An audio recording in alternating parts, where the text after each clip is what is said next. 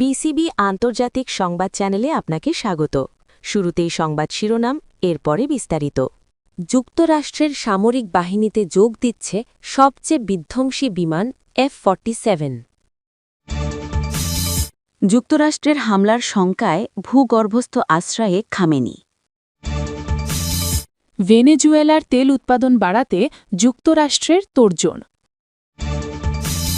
ইরানে হামলার দ্বারপ্রান্তে যুক্তরাষ্ট্র। এতক্ষণ শুনছিলেন সংবাদ শিরোনাম, এখন বিস্তারিত। যুক্তরাষ্ট্রের সামরিক বাহিনীর ষষ্ঠ প্রজন্মের স্টেলথ ফাইটার জেট F-47কে এখন পর্যন্ত তৈরি হওয়া সবচেয়ে বিধ্বংসী যুদ্ধবিমান বলে মন্তব্য করেছেন ডোনাল্ড ট্রাম্প। বুধবার সুইজারল্যান্ডের ডাভোসে বিশ্ব অর্থনৈতিক ফোরামের বার্ষিক সম্মেলনে বক্তব্য দিতে গিয়ে তিনি একথা বলেন। একই সঙ্গে তিনি প্রশ্ন তোলেন, কেন এই বিমানের নাম রাখা হয়েছে 47। ট্রাম্প বলেন, ওরা এর নাম দিয়েছে 47, যদি আমার এটা পছন্দ না হয় আমি 47 নাম্বারটা তুলে দেব। ভাবছি কেন ওরা 47 নাম রেখেছে, কিন্তু যদি আমার পছন্দ না হয় তাহলে আমি 47 বাদ দেব। F-47 ফাইটার জেট সম্পর্কে। F-47 উন্নত স্টেলথ প্রযুক্তি ব্যবহার করে, যা রাডারে ধরা পড়ার সম্ভাবনা কমিয়ে দেয়। এতে সমন্বিত সেন্সর সিস্টেম রয়েছে, যা পাইলটকে লক্ষ্যবস্তু শনাক্ত ও আক্রমণে আরও কার্যকর করে তোলে। বিমানের ককপিটের কাছে ছোট ডানা ক্যানার ডিজাইন রয়েছে, যা স্থিতিশীলতা বাড়ায় এবং নিখুঁত বাঁক ও কৌশলী ম্যানুভার সম্ভব করে। এটি দীর্ঘ পাল্লার যুদ্ধের জন্য তৈরি এবং উন্নত ক্ষেপণাস্ত্র ব্যবহার করে দূর থেকে লক্ষ্যবস্তুতে আঘাত হানতে পারে, পাশাপাশি কাছাকাছি ডগফাইটেও সক্ষম। F-47 স্বয়ংক্রিয় ড্রোনের সঙ্গে একসঙ্গে কাজ করতে পারে, যেগুলোকে কোলাবোরেটিভ কম্ব্যাট এয়ারক্রাফট বলা হয়। বিমানের নকশায় বোয়িংয়ের YF-118G বার্ড অফ প্রে এর কিছু উপাদান ব্যবহার করা হয়েছে, যেমন স্থিতিশীলতার জন্য কোণাকৃতির ডানা এবং উন্নত বায়ুগতিবিদ্যার জন্য বাঁকানো নাক। আগের প্রজন্মের যুদ্ধবিমানের তুলনায় F-47 এর পাল্লা বেশি, দ্রুত মোতায়েন করা যায় এবং বিভিন্ন যুদ্ধ পরিস্থিতির সঙ্গে মানিয়ে নেওয়ার ক্ষমতা রয়েছে। F-47 নিয়ে যুক্তরাষ্ট্রের বিমান বাহিনীর পরিকল্পনা। মার্চ 2025 সালে যুক্তরাষ্ট্রের বিমান বাহিনী ঘোষণা করে যে তারা বোয়িংকে F-47 নির্মাণের দায়িত্ব দিয়েছে। ভবিষ্যৎ সংঘাতে আকাশে আধিপত্য বজায় রাখতে এই বিমানকে অত্যন্ত গুরুত্বপূর্ণ বলে মনে করছে তারা, বিশেষ করে প্রশান্ত মহাসাগরীয় অঞ্চলে চীনের সঙ্গে সম্ভাব্য উচ্চমাত্রার সংঘর্ষের ক্ষেত্রে। বিমান বাহিনী জানিয়েছে তারা অন্তত 185টি F-47 সংগ্রহের পরিকল্পনা করেছে এবং দশকের শেষের দিকে প্রথম বিমানগুলো কার্যকরভাবে ব্যবহারে আসবে বলে আশা করা হচ্ছে। ট্রাম্পের মার্চ 2025-এর মন্তব্য। 2025 সালের 21 মার্চ ওভাল অফিস থেকে ট্রাম্প ঘোষণা দেন যে তিনি বিমান বাহিনীকে বিশ্বের প্রথম ষষ্ঠ প্রজন্মের ফাইটার জেট তৈরির নির্দেশ দিয়েছেন। ব্লুমবার্গের এক প্রতিবেদনে এমনটাই বলা হয়। তিনি বিমানের গতি, চালন ক্ষমতা ও অস্ত্র বহন ক্ষমতা তুলে ধরে বলেন, এটা এমন কিছু যা আগে কেউ দেখেনি। নামের প্রসঙ্গে তিনি বলেন, পৃথিবীতে এর কাছাকাছিও কিছু নেই। এর নাম হবে F-47। জেনারেলরাই এই নাম বেছে নিয়েছেন, এটা একটা সুন্দর নাম্বার। কেন নাম রাখা হয়েছে 47? দ্য ওয়ার জোনের একটি প্রতিবেদনে বলা হয়েছে, যুক্তরাষ্ট্রের বিমান বাহিনী F-47 নামকরণের পেছনের ব্যাখ্যা দিয়েছে। এটি দ্বিতীয় বিশ্বযুদ্ধের সময়কার P-47 থান্ডারবোল্ট যুদ্ধবিমানের প্রতি ইঙ্গিত করে, যা বহু বছর ধরে যুক্তরাষ্ট্রসহ বিভিন্ন দেশে ব্যবহৃত হয়েছে। পরে P শব্দটি বাদ দেওয়ার পর এর নাম হয় F-47। 47 সংখ্যা আরও নির্দেশ করে 1947 সালকে, যে বছরে যুক্তরাষ্ট্রের বিমানবাহিনী সেনাবাহিনী থেকে আলাদা হয়ে স্বাধীন বাহিনী হিসেবে আত্মপ্রকাশ করে। এছাড়া F-47 নামটি ডোনাল্ড ট্রাম্পের সঙ্গেও সম্পর্কিত, কারণ তিনি যুক্তরাষ্ট্রের 45তম এবং বর্তমানে 47তম প্রেসিডেন্ট।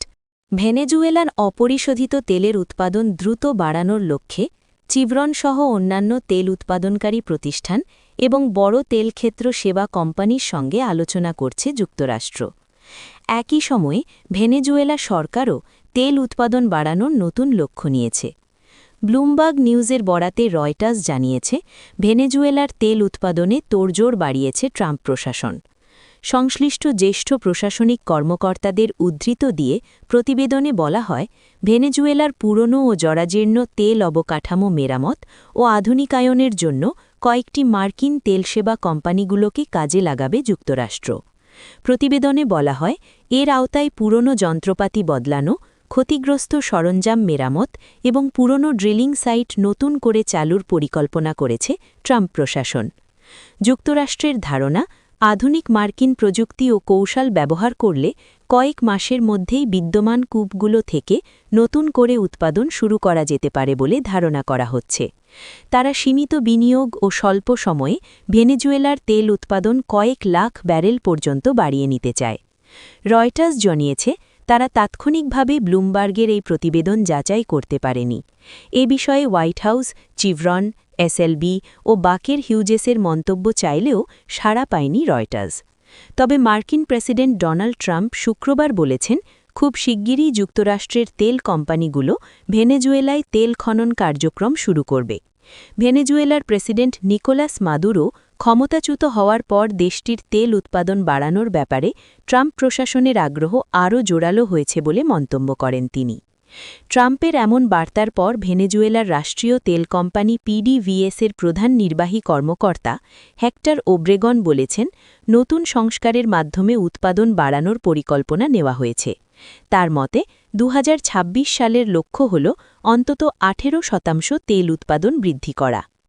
যুক্তরাষ্ট্রের সম্ভাব্য হামলার শঙ্কায় ইরানের সর্বোচ্চ নেতা আয়াতুল্লাহ আলী খামেনিকে তেহরানের একটি বিশেষ ভূগর্ভস্থ আশ্রয়কেন্দ্রে সরিয়ে নেওয়া হয়েছে বলে জানিয়েছে ইরান ইন্টারন্যাশনাল। গণমাধ্যমটি সরকারের ঘনিষ্ঠ 2টি সূত্র থেকে জানিয়েছে, যুক্তরাষ্ট্রের হামলার ঝুঁকি বেড়েছে। এমন মূল্যায়নের পর দেশটির শীর্ষ সামরিক ও নিরাপত্তা কর্মকর্তারা খামেনিকে নিরাপদে রাখার সিদ্ধান্ত নেন। সূত্রগুলো জানায়, ওই স্থাপনাটি অত্যন্ত সুরক্ষিত এবং সেখানে পরস্পর সংযুক্ত একাধিক টানেল রয়েছে। এছাড়া বলা হয়েছে, সর্বোচ্চ নেতার তৃতীয় পুত্র মাসুদ খামেনি এখন তার দপ্তরের দৈনন্দিন কার্যক্রমের দায়িত্ব নিয়েছেন এবং সরকারের নির্বাহী শাখাগুলোর সঙ্গে যোগাযোগের প্রধান মাধ্যম হিসেবে কাজ করছেন। এদিকে ইরানে হামলা চালানোর প্রস্তুতির শীর্ষের কাছাকাছি আছে যুক্তরাষ্ট্র। এবার দেশটি ইরানে হামলা চালাবে বলে ধারণা করছে ইসরায়েল। তবে মার্কিন প্রেসিডেন্ট ডোনাল্ড ট্রাম্প এই নিয়ে এখনও চূড়ান্ত সিদ্ধান্ত নেননি। ইসরায়েলি সংবাদ মাধ্যম চ্যানেল 12 বলেছে, হামলার পর ইরান যে পাল্টা হামলা চালাবে সেটিরও প্রস্তুতি নিচ্ছেন মার্কিন সেনারা। মধ্যপ্রাচ্যে রণতরী, যুদ্ধবিমানসহ অন্যান্য যুদ্ধাস্ত্র মোতায়েনে যুক্তরাষ্ট্রের আর কয়েকদিন সময় লাগবে। চ্যানেল 12 জানিয়েছে, গত 8 মাসের মধ্যে মধ্যপ্রাচ্যে এবারই সবচেয়ে বড় সেনা ও যুদ্ধাস্ত্র জড়ো করছে যুক্তরাষ্ট্র, যার মধ্যে রয়েছে রণতরী, USS Abraham Lincoln, guided missile destroyer এবং ক্রুজার। এর সঙ্গে আছে ফাইটার স্কোয়াড্রন্স এবং বাড়তি আকাশ ও মিসাইল প্রতিরক্ষা ব্যবস্থা। ইরানে হামলা চালানোর প্রস্তুতি শেষের কাছাকাছি আছে যুক্তরাষ্ট্র। এবার দেশটির ইরানে হামলা চালাবে বলে ধারণা করছে ইসরায়েল। তবে মার্কিন প্রেসিডেন্ট ডোনাল্ড ট্রাম্প এ নিয়ে এখনও চূড়ান্ত সিদ্ধান্ত নেননি। রোববার 25 জানুয়ারি এ তথ্য জানিয়েছে ইসরায়েলি সংবাদ মাধ্যম চ্যানেল 12। তারা বলেছে, হামলার পর ইরান যে পাল্টা হামলা চালাবে সেটিরও প্রস্তুতি নিচ্ছেন মার্কিন সেনারা। সংবাদ মাধ্যমটি আরও বলেছে, মধ্যপ্রাচ্যের রণতরী, যুদ্ধবিমান সহ অন্যান্য যুদ্ধাস্ত্র মোতায়েনে যুক্তরাষ্ট্রের আর কয়েকদিন সময় লাগবে।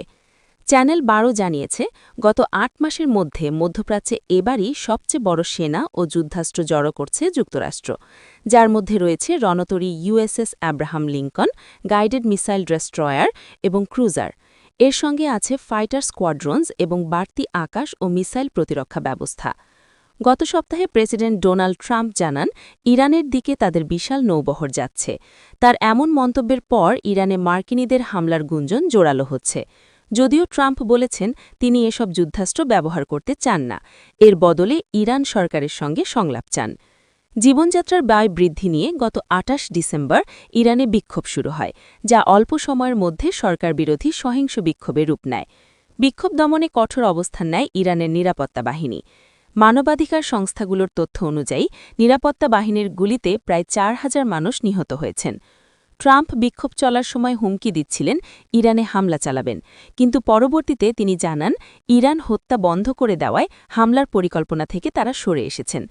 ইসরায়েলের হোম ফ্রন্ট কমান্ড সাধারণ ইসরায়েলিদের যে নির্দেশনা দিয়েছিল সেটি পরিবর্তন করেনি, কিন্তু যদি পরিস্থিতি পরিবর্তন হয় তাহলে নির্দেশনায় পরিবর্তন আনা হবে। ইরানের বিপ্লবী গার্ড হুমকি দিয়েছে, এবার তাদের ওপর ছোট বা বড় হামলা চালানো হোক না কেন সেটিকে তারা সর্বাত্মক যুদ্ধ হিসাবে বিবেচনা করবে।